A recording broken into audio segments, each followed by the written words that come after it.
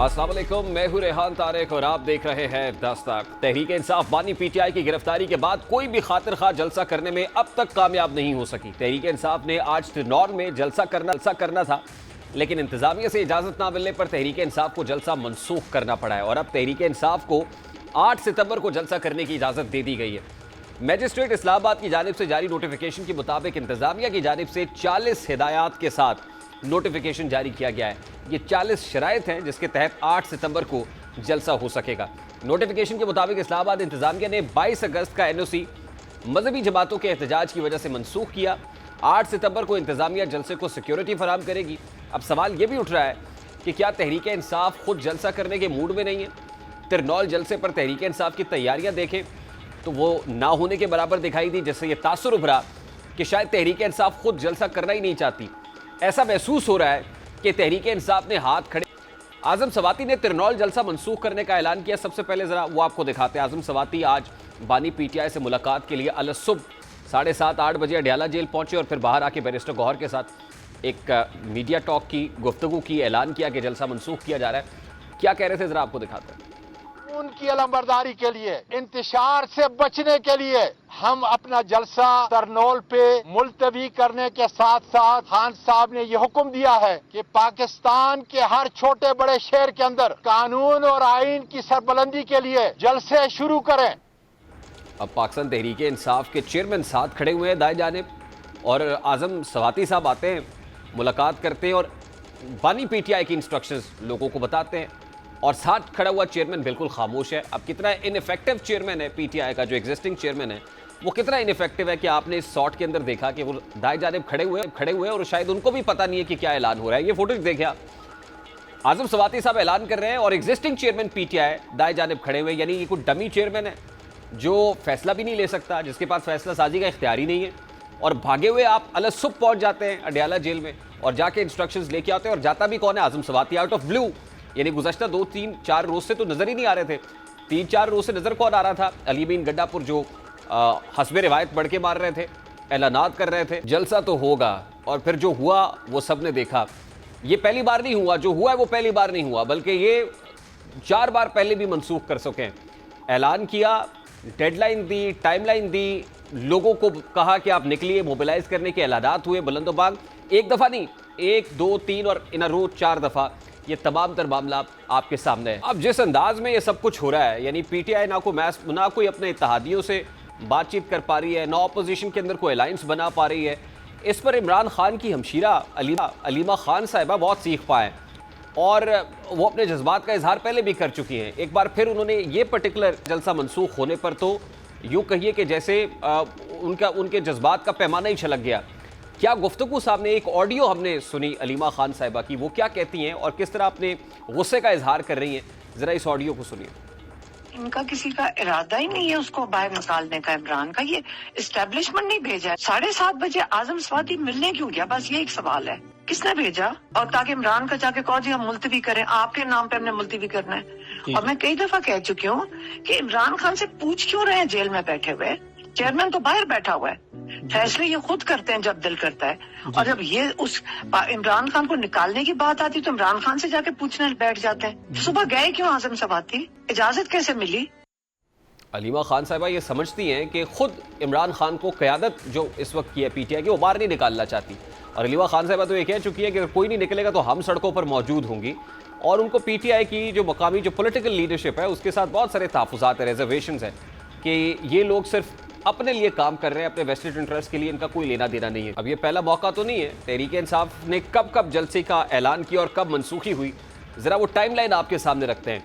8 फरवरी के इंतखाबात के बाद से 4 मरतबा मुख्तलिफ तारीखों पर इस्लामाबाद में पीटीआई रहनुमाओं की जानिब से बड़े जलसे का ऐलान किया गया, जो एक मरतबा फिर मुनक्किद ना हो सका। पीटीआई ने 8 फरवरी के इंतखाबी नताइज को तस्लीम ना करते हुए मुल्क के दीगर शहरों की तरह इस्लामाबाद में भी जलसे करने का ऐलान किया।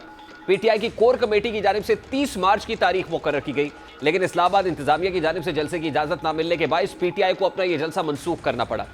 फिर इसी तरह पीटीआई रहनुमा शीर अफजल मरवत ने 6 अप्रैल को इस्लामाबाद में जलसे का ऐलान तो किया, लेकिन बाद में इंतजामिया की जानिब से इजाज़त ना मिलने पर एक मरतबा फिर से जलसा मनसूख कर दिया गया।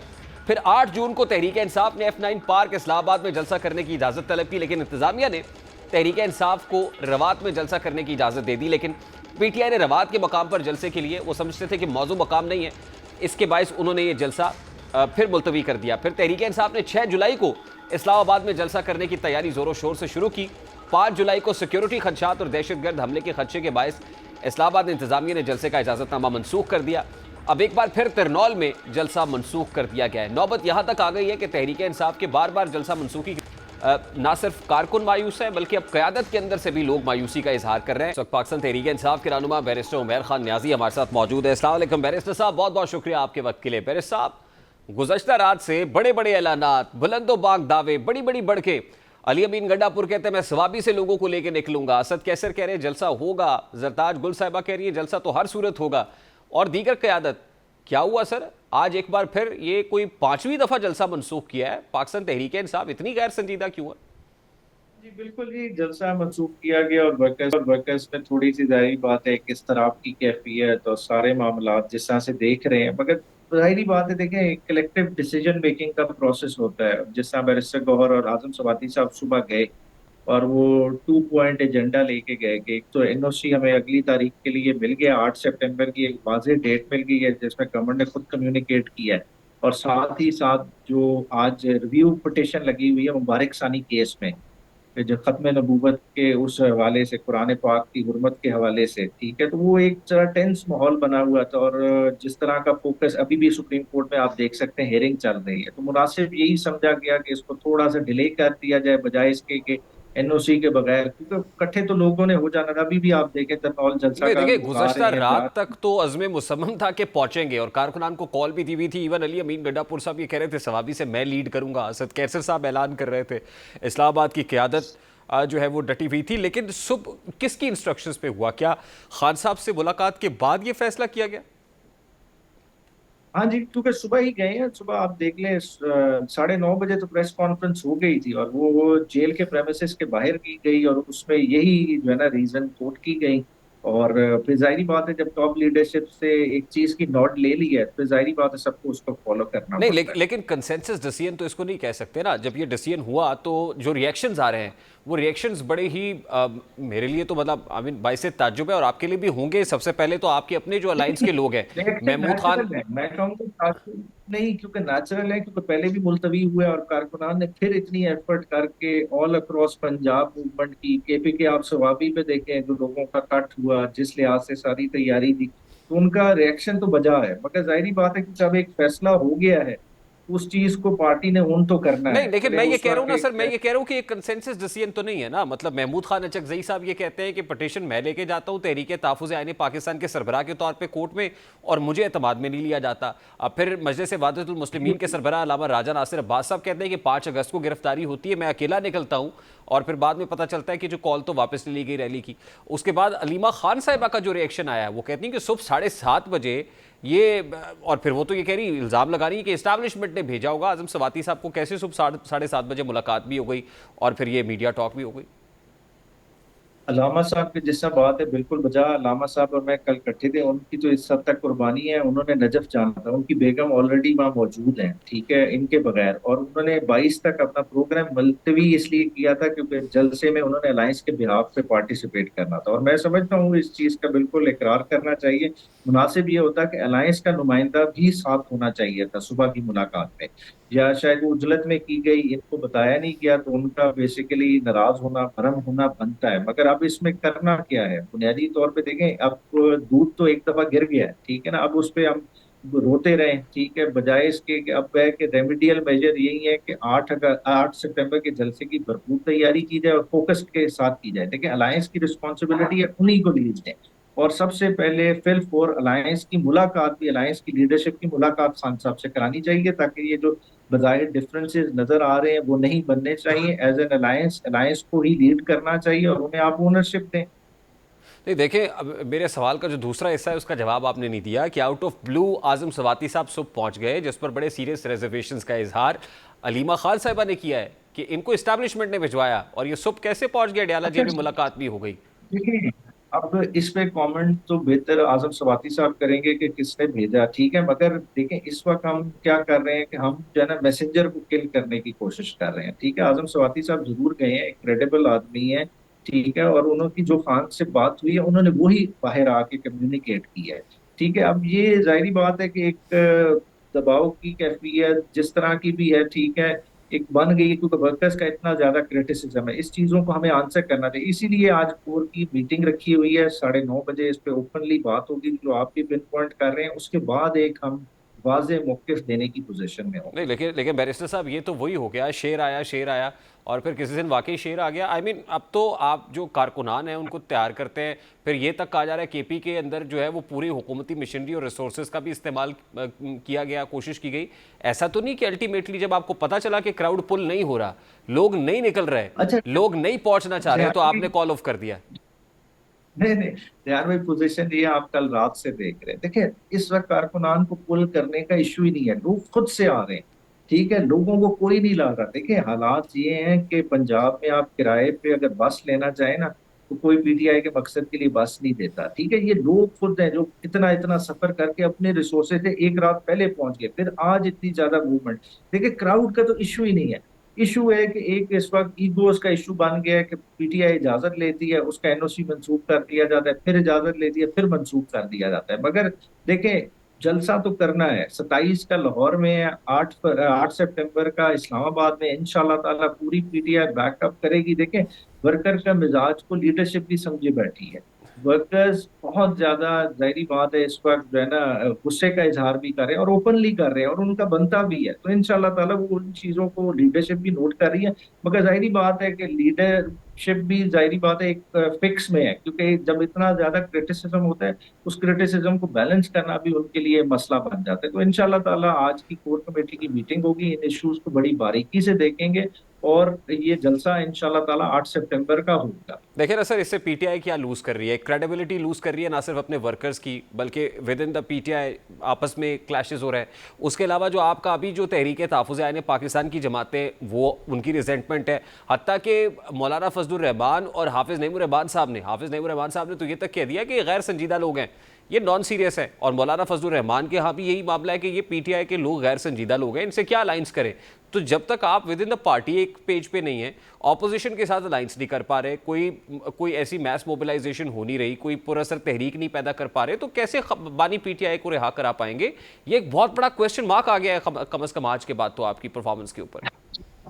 देखिए, सवाबी जलसा भी हुआ है, लोगों ने 10 से उसमें नंबर्स में अटेंड किया। देखिए, इसमें कोई गुस्सा नहीं, मुश्किल वक्त आते हैं, मुश्किल वक्त गुजार भी चुकी है। देखिए, साल पीटीआई ने काटा है, इसी लीडरशिप के साथ काटा है, और वो परफॉर्म करते हैं। अब ये एक वक्ती तौर पे, जाहिर बात है, एक दबाव की कैफियत बनी है, तो वो इंशाल्लाह ताला वो they will live up to our expectation. इंशाल्लाह ताला आप देखें, ये नहीं इतना दूर जाने लगा बहुत मामला। बहुत शुक्रिया। मुस्लिम लीग नून को इस बात का अच्छे से अंदाजा है कि पीपल्स पार्टी उसकी अहम इत्तेहादी है। यही वजह है कि बिजली के बिलों पर सब्सिडी और वजारतों में कमी पर इत्तेहादी जमातों में तलखी पर वज़ीर आज़म शहबाज शरीफ ने पीपल्स पार्टी के रहनुमाओं को आज मुलाकात के लिए मदऊ कर रखा है, ताकि इख्तलाफात को दूर किया जा सके। मीडिया रिपोर्ट्स के मुताबिक बिलावल भुट्टो को वज़ीर आज़म हाउस में इजलास के लिए शहबाज शरीफ साहब की तरफ से दावतनामा मौसूल हुआ है, जबकि बिलावल भुट्टो के एजाज़ में इशाइया भी रखा गया है। पीपल्स पार्टी पंजाब में बिजली सस्ती होने के बाद अपनी इत्तेहादी जमात नून लीग से उलझती हुई नजर आ रही है, जिसके बाद दोनों बड़ी जमातों में कशीदगी बढ़ गई है। बिलावल भुट्टो का ये मौक़िफ़ था कि 45 अरब रुपये तरक्याती बजट पर इस्तेमाल हो सकते थे, और उन्होंने सिंध के अस्पतालों का हवाला देते हुए वज़ीर आज़म पर तंज किया कि जब अगली बार वज़ीर आज़म आएंगे तो उन्हें जिना अस्पताल का दौरा कराएंगे। बिलावल भुट्टो ने पंजाब में अस्पताल बनाने के लिए वज़ीर आला सिंध देने की भी पेशकश की थी। बिलावल साहब क्या कह रहे थे, सबसे पहले ज़रा उसकी एक झलक आपके सामने रखते हैं। रिक्वेस्ट करेंगे हम पीएम साहब से कि सुबह पंजाब में, सुबह बलूचिस्तान में हम खुद कोशिश कर रहे हैं इंशाल्लाह ताला NICH के लिए, लेकिन सुबह पंजाब को हम मदद करने के लिए तैयार हैं। मैं डॉक्टर अजरा फजल पेचो को भेजने के लिए तैयार हूँ, CM सिंध को भेजने के लिए तैयार हूँ, ताकि लाहौर में भी हमारा JPMC की तरह, हमारा NICH की तरह, हमारा NICVD। गुज़श्ता चंद रोज़ से पाकिस्तान पीपल्स पार्टी और PMLN के माबैन क़यादत की सतह पर भी और रहनुमाओं की सतह पर भी जो एक्सचेंज ऑफ जुमलों का तबादला, तल्ख जुमलों का तबादला हो रहा है, और क्या दिखाई दे रहा है दोनों तरफ से क्या हो रहा है, ज़रा उसकी एक झलक आपको भी दिखाते हैं। फौरी रिलीफ फ्राहम करने की कोशिश की है। एक बहुत बड़ा रिलीफ है, 14 रुपए पर यूनिट बिजली के रेट को कम किया जाएगा। शाबाश मरियम। छोटे भाई ने बिजली के बिल के रेट बढ़ा दिए और बड़े भाई ने बोला कि जी पंजाब में 2 महीने के लिए हम वो बिल जो है वो कम कर रहे हैं। प्राइम मिनिस्टर आपकी पार्टी का है और आपकी पार्टी के प्राइम मिनिस्टर ने बिजली के रेट बढ़ाए तो वो पूरे पाकिस्तान के लिए बढ़े। इश्यूज अभी भी हैं, अभी ऐलानात होते रहते हैं अजीब व गरीब, जिसकी वजह से हम परेशानी में आ जाते हैं कि बेवकूफ़ी के ऐलानात का जवाब कैसे दें। कल देख रही थी किसी ने ये लफ्ज़ इस्तेमाल किया कि ये बेवकूफ़ी है, तो मैं हंस पड़ी। करप्शन का पैसा जेब में डालना, प्रोटोकॉल पे पैसे खर्च करना, जहाज़ों पे, हेलीकॉप्टर्स पे, गाड़ियों के कॉन्वॉयज पे, तनख्वाहों में, घरों पे, ये बेवकूफ़ी नहीं है। आवाम को रिलीफ देना बेवकूफ़ी है। साल शुरू हुआ था तो हमें कहा गया था कि जी हमारे पास पैसे नहीं है। हमने कहा था डेवलपमेंट के लिए चाहिए। इधर मैं अभी इस वक्त खड़ा हूँ ये MNV ड्रेन पे। MNV ड्रेन किसने बनानी है? वफाक ने बनाई है? नहीं बना। तो यहाँ पे तो पैसे खर्च नहीं कर रहे। शदीद गर्मी और हब्स में उन्होंने पंजाब के अवाम के लिए एक रिलीफ दिया जो उनका हक है, और इसमें वफाक ने कोई कंट्रीब्यूट नहीं किया। वफाक की 0 कंट्रीब्यूशन है। इस सारे मामले पर बात करेंगे। पाकिस्तान पीपल्स पार्टी के मरकज़ी रहनुमा कादिर मंदोखेल साहब ने भी ज्वाइन किया है। अस्सलाम वालेकुम कादिर मंदोखेल साहब, बहुत बहुत शुक्रिया आपके वक्त के लिए। पाकिस्तान पीपल्स पार्टी की कुछ रिजर्वेशंस हैं और शायद इन्हीं रिजर्वेशंस पर वज़ीर-ए-आज़म शहबाज शरीफ साहब ने बिलावल साहब को बुलाया है। तो क्या ये तहफ़्फ़ुज़ात आज की मुलाकात से, इस इशाइये पर मदऊ कर लेने से दूर हो जाएंगे या दूर हो सकता है? जी बिल्कुल, बहुत शुक्रिया। आपके बात से पहले एक तारीखी फैसले के हवाले से आपसे गुजारिश करूं कि आज मुबारक सानी वाले केस में सुप्रीम कोर्ट ने एक मतलब फिर तारीखी फैसला, जहां शहीद जुल्फ़िकार अली भुट्टो ने कायदियानों को काफिर डिक्लेयर किया था और उस वक्त दस्तखत करते हुए भुट्टो साहब ने ये फरमाया था कि मैं मौत के परवाने पे दस्तखत करो, और आपने देखा भी फिर किस तरह मगरिब ने साजिश की है। जहाँ तक आपका बिलावल साहब का हवाले से सवाल है, यकीनन पंजाब में हमारे जो रहनुमा है सियासी, हमारे MP MNA हैं, उन सब का शुरू दिन से ये गिला था कि जो हमारे इलाके में जो SSP या DC है, उन लोगों को लगाया जा रहा है जो पीपल्स पार्टी के अगेंस्ट है। हम ये नहीं कहते कि हम अपनी पसंद का ऑफिसर दो, मगर कम से कम जो कुछ अफसरान मशहूर है पीपल्स पार्टी के मुखालफत में, तो कम से कम उनको तो ना लगाया। तो बहुत सारी शिकायतें थी जो हमारे इस हुकूमत के साथ सपोर्ट में, या उसको आप एहतियात कहेंगे, जो बातें तय हुई है उसकी वायलेशन भी है। तो इस हवाले से यकीनन वज़ीर-ए-आज़म साहब के सामने बिलावल साहब ये सारे गिले शिकवे रखेंगे। तो कादिर मंदोखेल साहब, इसके अलावा हमने कुछ एक्सचेंज ऑफ वर्ड्स भी देखे, यानी यहाँ पर जो सब्सिडी का ऐलान किया गया उस पर मुराद अली शाह साहब ने उसको बेवकूफ़ी कहा, और उसके बाद फिर जो एक्सचेंज ऑफ वर्ड्स हो रहा था रहनुमाओं की सतह के ऊपर, तो ये रिजर्वेशंस भी हैं। मतलब इन पर्टिकुलर आपको लगता है कि वफाकी हुकूमत सपोर्ट कर रही है पंजाब हुकूमत को, और पंजाब हुकूमत जो कर रही है वो कंडीशंस का या उस एग्रीमेंट का हिस्सा नहीं था जब अलाइंस हुआ था उस वक्त? देखिए, मुराद अली शाह साहब ने जहां मरियम नवाज साहिबा की बात पे बेवकूफ़ कहा और उसके बदले में उन्होंने हमारी पूरी पार्टी को करप्ट कहा, तो अगर इस तरह करप्शन की सूरत-ए-हाल में जाएंगे तो मरियम बीबी के पापा जो है ना, वो अरबों खरबों रुपए क्या मेहनत की और ईमानदारी के पैसे से कमाए। यही पाकिस्तान के माल पे जो लूट खसोट के और सऊदी अरब में सोने के कारखाने वगैरह वगैरह लगा रहे थे। और फिर वो दूसरी बात उन्होंने ये फरमाया कि ये हेलीकॉप्टरों और जहाज़ों पे क्या वो अरशद नदीम को 10 करोड़ सरकारी अपने जेब से नहीं, क्या वो रिक्शे में गई थी? क्या वो अपनी वालिद मोहतरम मरी जाती है तो वो रिक्शे में जाती है? तो खुद जहाज़ों को, हेलीकॉप्टरों को और अरबों करोड़ों रुपए इस्तेमाल करते हुए और दूसरे पे उंगली उठाना, और वो भी करप्शन का। साहब, ये बड़े भारी जुमले हैं, आप सियासी इत्तेहादी हैं, इस तरह के सख्त जुमले अगर एक दूसरे के अगेंस्ट होंगे तो इत्तेहाद में रहना मुमकिन होगा सर? देखिए, आप मुझे बता दो, अगर मुराद अली शाह साहब ने एक बेवकूफ़ी वाला लफ्ज़ इस्तेमाल किया है, उसके बदले में क्या इतनी अल्फाज जो मैंने आपके सामने दोहराए, क्या वो मुनासिब थे? इसका मतलब तो ये है कि वर्किंग रिलेशन नहीं है किसी जगह। मुनासिब है, मैं कहता हूँ मुराद अली शाह साहब को नहीं कहना चाहिए, मगर उसके बदले में आप ये कह सकते हैं कि आप बेवकूफ़ी वाले काम करते हैं, मगर करप्ट करना, खुद करप्ट है और अगले को करप्ट कहना, तो ये सारी चीजें इसी वजह से फिर थोड़ा तलखी बढ़ गई है। और मैं ये समझ रहा हूँ कि हम तो एक मजबूरी के नाते इनकी इत्यादि तो है, बल्कि इत्यादि का लफ्ज भी इस्तेमाल नहीं करूंगा, हम इनके सपोर्टर है। उनको हमने ये धक्का स्टार्ट गाड़ी है जहां को हम 47 के ऊपर बैठे हुए, तो वहां पे जो हमसे मशावरत नहीं है, हमारे साथ किसी बात पे मशावरत नहीं करते। इनके वजीर इत्तलात पीटीआई पे पाबंदी लगाने की खुलेआम प्रेस कॉन्फ्रेंस करे और हमसे पूछा तक नहीं है। तो ये सारे सवाल तो यकीनन हमारे सामने आएंगे और यकीनन हम उनके सामने खदशात पेश करेंगे। अच्छा, तो मंदोखेल साहब, आपने अगर बात की है तो एक लिहाज से हमारे दुरुस्त कही है, लेकिन फिर भी मैं कहता हूँ नहीं कहना चाहिए। आपने हमारे प्रोग्राम में कहा था ना कि कहीं ना कहीं इंतखाबात की तैयारी भी हो रही है, तो हो सकता है कि वज़ीर आज़म साहब असेंबली डिसॉल्व करें, ऐसी प्रेडिक्शन आपकी थी।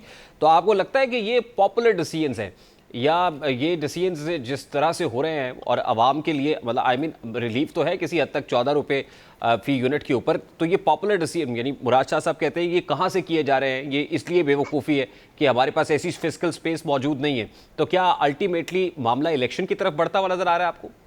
देखिए, मैं तो 3 महीने पहले कहता आ रहा हूँ कि नवाज शरीफ साहब जो है ना वो अपनी बेटी की हुकूमत जहाँ है वहाँ तो तंदूर की चक्कर लगा रहा है, बिजली के रिलीफ के हवाले से वो प्रेस कॉन्फ्रेंस कर रहा है और अपने भाई का जिस तो नॉमिनी है वज़ीर आज़म का उसको वो नहीं कर रहे, बल्कि उल्टा उनके ऊपर ऑब्जेक्शन करे कि महंगाई कम करे। दूसरा सवाल जो मुराद अली शाह साहब ने किया, आपने छेड़ा तो मैं और तफसील बता देता हूँ। तो क्या ये बेवकूफ़ी नहीं है कि चचा जो है ना वो रेट बढ़ा रहे और भतीजी कह रहे लो जी हम आपको, तो भाई आवाम बेवकूफ तो नहीं है ना।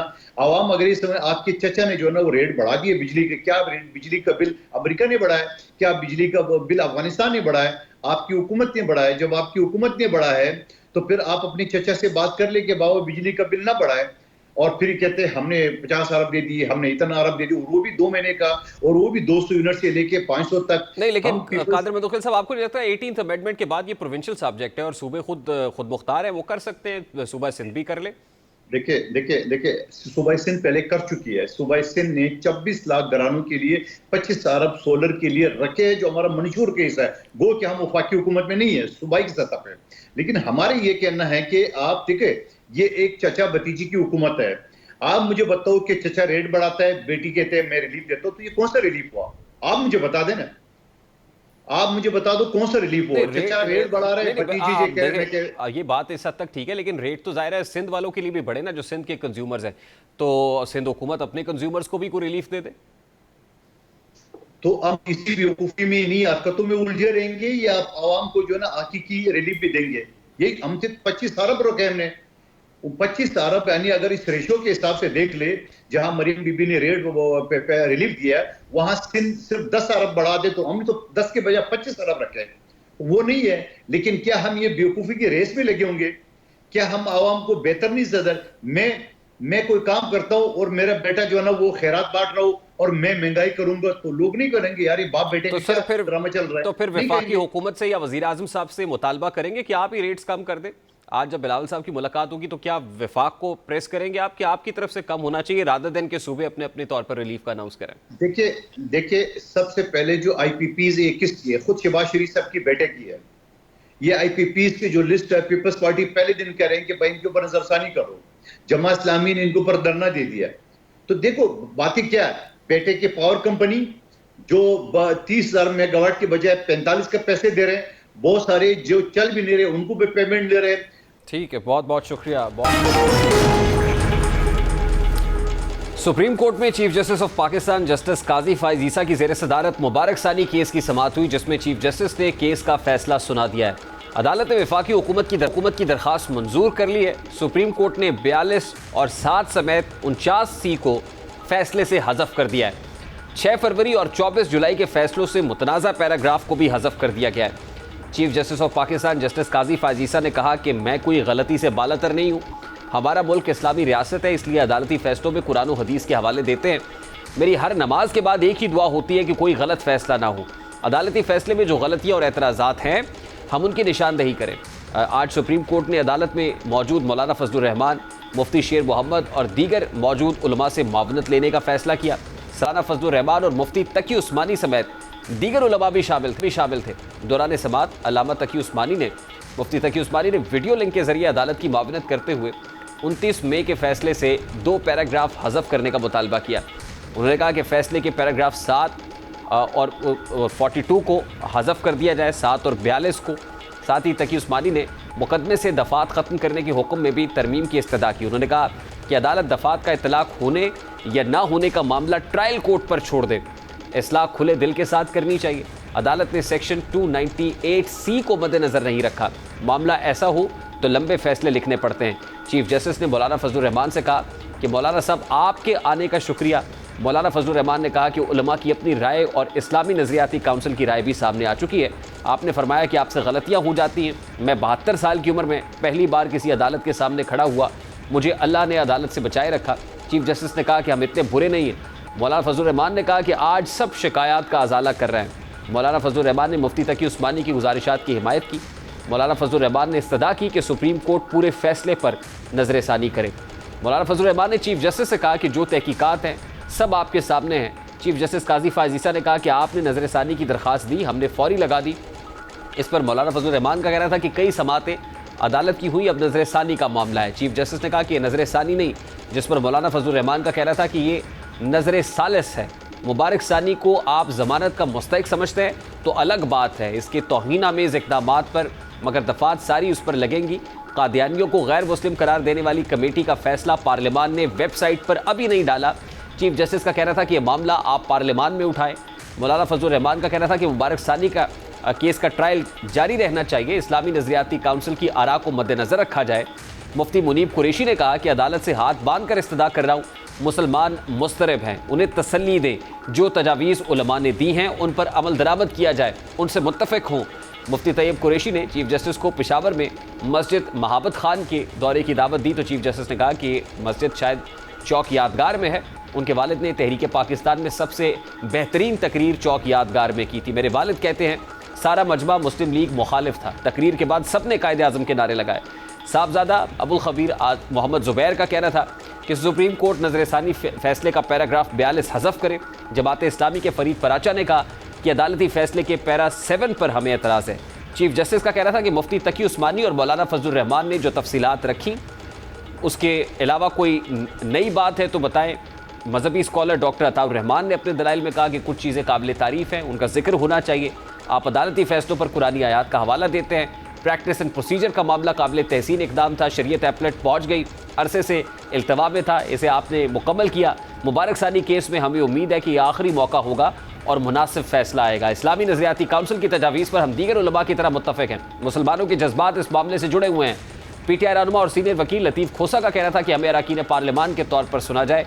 चीफ जस्टिस का कहना था कि लतीफ़ खोसा साहब, पार्लियामान बहुत बाइख्तियार है, पार्लियामान तो सुप्रीम कोर्ट का फैसला भी रखती है, आप तो पार्लियामान से फैसला भी ख़त्म करा सकते हैं। ताम ये फैसला आ गया है और उलमाए कराम ने जो आज तजावीज़ पेश की उन तजावीज़ को ना सिर्फ केटर किया गया है बल्कि वो फैसला जिससे कह रहे थे कि इसको हज़फ कर दिया जाए उन पैराग्राफ्स को भी हज़फ कर दिया गया है, जिससे यकीनन ये बेचैनी और इस्तराब अब ख़त्म हुआ होगा। पाकिस्तान टेलीकॉम अथॉरिटी ने मुल्क भर में इंटरनेट की बंदिश और कम स्पीड का एतराफ़ कर लिया। लाहौर हाई कोर्ट में जमा कराई गई रिपोर्ट के मुताबिक 4 वजूहात के बिना पर मुल्क भर में इंटरनेट की बंदिश और स्पीड कम हुई है। वकील पीटीए ने पाकिस्तान टेलीकम्युनिकेशन अथॉरिटी ने ये बताया कि रिपोर्ट में इंटरनेट की स्पीड कम होने की 4 वजूहात में पहली वजह ज़ेरे समंदर सबमरीन केबल कट जाने से इंटरनेट की स्पीड मुतासिर हुई। दूसरी वजह 31 जुलाई की दोपहर को एक इंटरनेट कंपनी की गलती की वजह से स्पीड कम हुई, ताहम मुतल्लिका इंटरनेट कंपनी के खिलाफ सख्त एक्शन लिया गया है और मुलाजमीन मुअत्तल किए गए हैं। तीसरी वजह 15 अगस्त को इंडियन नेशनल डे पर साइबर अटैक हुआ जिससे इंटरनेट स्लो हुआ। पीटीए ने एतराफ़ कर लिया है कि वीपीएन के बेतहाशा इस्तेमाल की वजह से भी इंटरनेट की स्पीड मुतासिर हुई। अब पाकिस्तान का इंटरनेट बदस्तूर सुस्त रवि का शिकार है। हालिया महीनों में सारिफीन को सुस्त रफ्तार, व्हाट्सएप पर मीडिया डाउनलोड करने में दुश्वारी और वक्फे से राब्ते मसाइल का सामना करना पड़ा है। अब इंटरनेट की सुस्त रवि को बरकरार रखने का जवाज़ वीपीएन के इस्तेमाल या नाक़िस सबमरीन केबल्स को करार दिया जा रहा है, यानी इंटरनेट की सुस्त रवि पर वजाहतें दी जा रही हैं। तो अब फायरवॉल पर मुख्तलिफ बातें भी शुरू हो गई, जबकि इंटरनेट सोसाइटी ये वजाहत दे रही है कि कौमी सतह पर मवाद की फ़िल्टरिंग में आमतौर पर किसी एक फायरवॉल सिस्टम पर इन्हिसार करने की बजाय मवाद को रोकने के लिए मुतबादिल टेक्निक्स भी इस्तेमाल की जा सकती हैं, जिनमें DPI, DNS filtering, URL filtering और IP फ़िल्टरिंग करने के लिए जो फायरवॉल्स हैं वो शामिल होती हैं। हर टेक्निक एक ख़ास मकसद की तकमील करती है, जैसा कि मखसूस URLs को मसदूद करना, मखसूस डोमेन्स के DNS रेजोल्यूशन को रोकना या फिर डेटा पैकेट के मवाद का मुआयना करना कि नापसंदीदा मवाद की शनाख्त और इसे फ़िल्टर किया जा सके। अब IT माहिरीन के बकौल ये मालूम नहीं है कि पाकिस्तान इनमें से क्या नाफिज कर रहा है। मिनिस्ट्री टेक की तर्जुमान हाजरा मरियम के बकौल ये सिस्टम मुख्तलिफ शक्लें इख्तियार करते हैं, लेकिन आम तौर पर इस मुल्क में टेलीकॉम ऑपरेटर्स शामिल होते हैं जो इंटरनेट और टेलीफोन मॉनिटरिंग टेक्नोलॉजी इंस्टॉल करते हैं, जैसे कि कम्युनिकेशन रेगुलेटर्स या फिर सिक्योरिटी एजेंसीज की दरखास्त हो। कुछ हुकूमतें कुछ वेबसाइट्स ऑनलाइन मवाद को ब्लॉक करने के लिए कौमी फायरवॉल्स और सेंसरशिप टेक्नोलॉजी का इस्तेमाल करती हैं ताकि ये कंट्रोल किया जा सके लोग इंटरनेट पर क्या देख रहे हैं और क्या देख सकते हैं। मिसाल के तौर पर अलजायर, चीन, ईरान और रूस और वियतनाम जैसे ममालिक ने हुकूक की खिलाफ वर्जियों के बारे में मालूमात तक रसाई को महदूद करने के लिए एमनेस्टी इंटरनेशनल समेत इंसानी हुकूक की तंजीमों की वेबसाइट्स को ब्लॉक कर दिया है। मुत्तहिदा अरब अमारात में मवाद की फिल्टरिंग को चीन के अलावा दुनिया में सबसे ज़्यादा सख्त समझा जाता है। ये अमल बहुत ज़्यादा मरकज़ी और मुनज़्ज़म है। बुनियादी तौर पर रियासत अपने मरकज़ी IECPS और इत्तसालात और DUs के ज़रिए से जो URLs है और DNS फिल्टरिंग है और DPI प्रोसेसेस का एक मजमूआ इस्तेमाल करते हैं ताकि जो IP सर्विसेज के साथ वसी पैमाने पर मवाद है उसकी एक्सेस को रोका जा सके। ये निज़ाम इस बात पर सख्त कंट्रोल को नाफिज करने के लिए बनाया गया है कि सारिफ ऑनलाइन किस चीज़ तक रसाई हासिल कर सकते हैं, इस बात को यकीनी बनाते हुए कि इंटरनेट मुत्तहिदा अरब अमारात के सकाफती, मजहबी, सियासी और तिजारती मयारात के मुताबिक है। पाकिस्तान में इंटरनेट के सारिफ की बुनियाद को देखते हुए पाकिस्तान में मवाद फिल्टरिंग के निज़ाम को नाफिज करने का पैमाना मुत्तहिदा अरब अमारात के निज़ाम से काफ़ी मुख्तलिफ होगा। अगरचे कुछ साख्ती जो कॉमनैलिटीज़ हैं वो मौजूद होंगी। इस वक्त मुल्क के पास सिर्फ 2 बैनुल-अक़वामी गेटवेज़ PTCL और ट्रांस वर्ल्ड हैं और इसका इन्हिसार जो मुट्ठी भर सबमरीन केबल्स हैं उन पर है। ये केबल्स कभी कभार ख़राबियों का शिकार हो जाती हैं और जब ये मुतासिर होती हैं तो पाकिस्तान हमेशा ख़ास तौर पर सख्त मुतासर होता हुआ नज़र आता है। तो इन पैरामीटर्स को देखते हुए पाकिस्तान के पास विंडो ऑफ अपॉर्चुनिटी क्या है कि कहाँ पर वो डेटा को फिल्टरिंग करेगी और किस मैकेनिज्म को इस्तेमाल किया जाएगा, इस हवाले से हुकूमत या PTA कुछ भी बताने से फिल वक्त कासिर है। प्रोग्राम का वक्त अपने इख्तिताम को पहुंचे। आपसे मुलाकात होगी इंशाअल्लाह कल। अपना रखिए ख्याल। अल्लाह हाफ़िज़।